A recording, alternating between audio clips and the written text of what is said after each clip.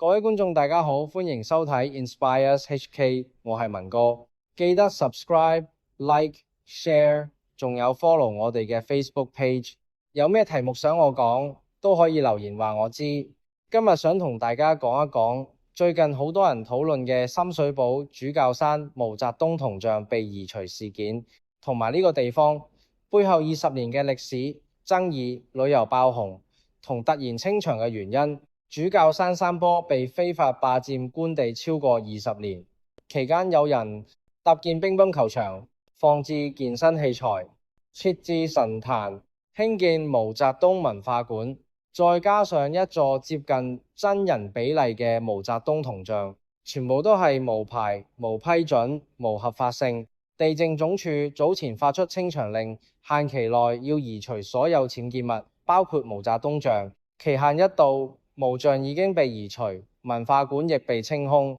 主教山嘅霸佔問題唔係一兩年，而係長期存在。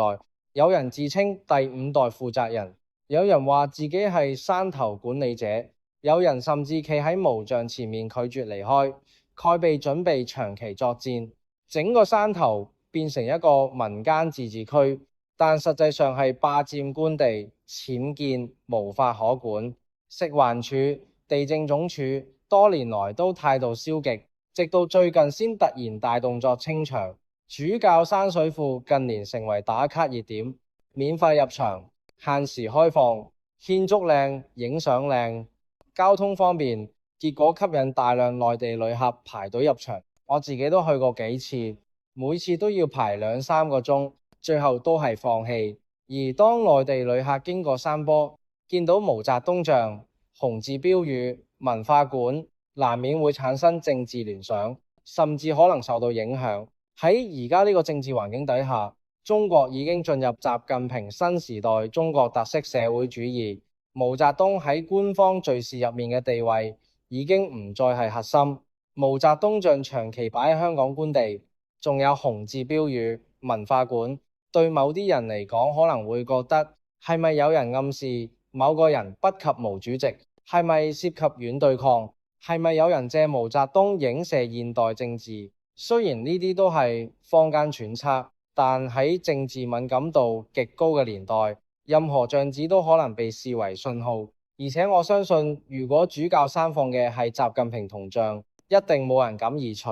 主教山被霸佔咗20年，政府一直冇乜動作，但今次發清場令、聯合行動，限期內必須移除，毛像迅速消失。呢種速度唔似一般部門嘅效率。坊間有人問係咪有更高層級嘅指示，甚至係平少級別嘅人物親自下令。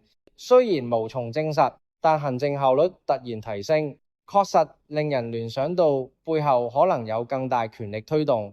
主教山毛澤東像被移除，唔只係一件清拆僭建咁簡單，佢反映咗香港官地被霸佔多年無人理，政府執法選擇性，旅遊爆紅帶來政治敏感度。毛澤東像子喺新時代變得尷尬，一旦涉及政治，政府可以極速行動。呢件事值得大家思考，香港嘅公共空間到底屬於邊個？執法標準係乜？政治像子喺香港仲有冇容身之地？呢度係 Inspires HK， 我係文哥。如果你鍾意呢類深度分析，記得 subscribe、like、share、comment， 支持我哋繼續發聲。